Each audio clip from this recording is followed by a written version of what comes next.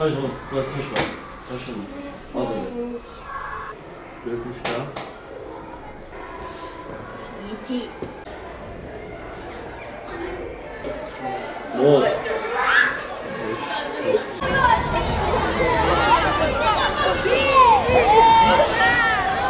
Hocam ben de.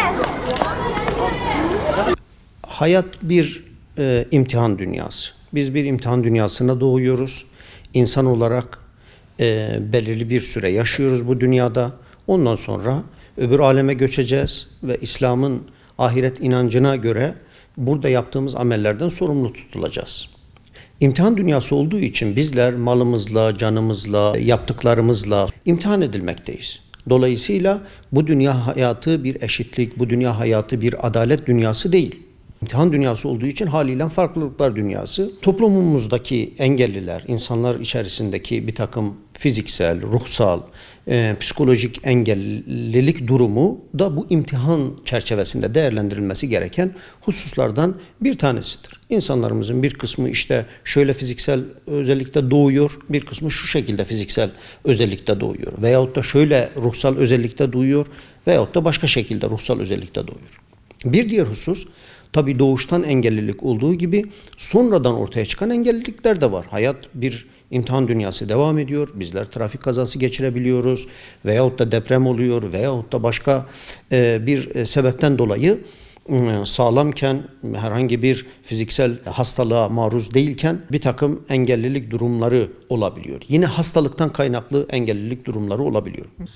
Hepimiz hayatı yaşarken bir engellilik durumuyla karşılaşma durumuyla maruzuz. İnsan olmamız hasebiyle, imtihan olmamız hasebiyle ve hayatımız nereye kadar devam edecekse, Allah'ın bize takdir ettiği ecel ne zamana kadar gelecekse o zamana kadar bir engelli adayız. Dolayısıyla bizler esasında insan olmak hasebiyle mükerrem bir varlığız, değerli bir varlığız. Fiziksel şartlarımız ne olursa olsun veyahut da diğer özelliklerimiz ne olursa olsun bizler mükerrem bir şekilde, ekmel bir şekilde yaratılmışız. Allah'ın en güzel şekilde yaratılmış varlığıyız.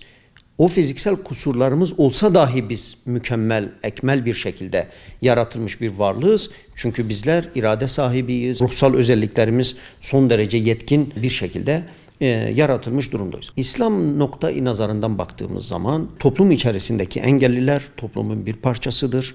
Herhangi bir şekilde asla dışlanan veyahut da ötekileştirilen veyahut da ezilen bir kesim değildir ve olmamalıdır. Abese suresinde Hazreti Peygamber uyarılıyor. En değerli varlık olmasına rağmen, son ilahi mesajın temsilcisi olmasına rağmen Resulullah Aleyhisselatü Vesselam Mekke'nin eşrafı yanındayken ama sahabilerden birisi geliyor. Resulullah onunla ilgilenemiyor. Tebliğ ettikleri bir eşraf var. Onun üzerine ayet iniyor. Estaizubillah abese ve tevella en ca'ehul a'ma. O ama ona geldiği zaman yüzünü ekşitti diye uyarıyor. Demek ki değer, kıymet, o toplumdaki saygınlık o fiziksel özelliklerinden kaynaklanmıyor. İnsanın takvasından. İnne ekremekum indallahi etkakum. Sizin Allah katında en hayırlınız, en iyiniz takvalı olanınızdır. En üstününüz takvalı olanınız. Dolayısıyla bizler de bu İslam'ın noktayı nazarından bakmamız lazım. Fiziksel özelliklerine göre veyahut da herhangi bir engel durumuna göre veyahut da herhangi bir hastalığına göre insanlarla muamele etmememiz lazım. Aynı duruma bizim de düşme ihtimalimizin olduğunu, her an olduğunu bu imtihan dünyasında bunun farkında olmamız lazım. Bireysel olarak böyle davranmamız lazım. Bir de toplumsal bir takım görevlerimiz var. Bizler engelli vatandaşlarımızın ya da engelli mümin kardeşlerimizin toplumda rahatsızlık yaşayabileceği bütün engelleri onların önünden kaldırmamız lazım. Yani işte ne zorluk yaşayacaklarsa, İşte şehirleşmemizi ona göre ayarlamamız lazım, binalarımızı ona göre ayarlamamız lazım. Hayatımızın her noktasını engelli vatandaşlarımız, engelli mümin kardeşlerimiz de rahatsız olmayacak, rahat bir şekilde hayatlarını idame edebilecek bir şekilde dizayn etmemiz lazım. Bu da bizim toplumsal görevimizdir. Bireysel görevimiz zaten mümin olarak bizler sadece takvayı esas almamız lazım. Hiçbir zaman Allah insanların suretine şekline, şemaline, giyim kuşamına bakmaz. Kalbindeki samimiyete bakar, bir de amellerine bakar. Eğer iyi davranışlarda bulunuyorsa Allah katında en yüce mertebeye o insan sahiptir. Bu bilince sahip olduğumuz zaman ve Allah'ın yarattığı her mahlukatı değerli gördüğümüz zaman zaten biz herkesi o noktayı nazardan bakacağız.